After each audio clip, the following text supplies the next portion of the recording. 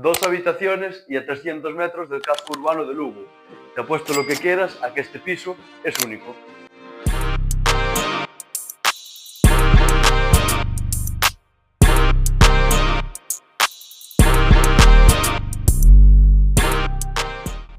Se encuentra en la Rúa Chantada, a tan solo 2 minutos andando del centro de Lugo. Está distribuido en 85 metros cuadrados.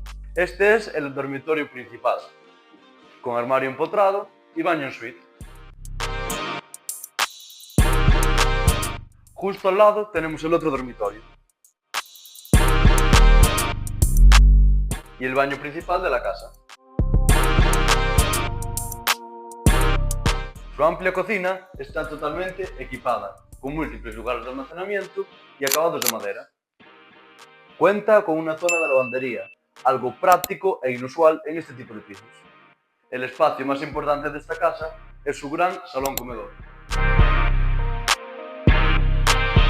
Este edificio tiene ascensor y tanto plaza de garaje como trastero va incluidos en el precio. Pisos con estas características y así de completos vuelan, así que no te lo pienses y ven a visitarlo.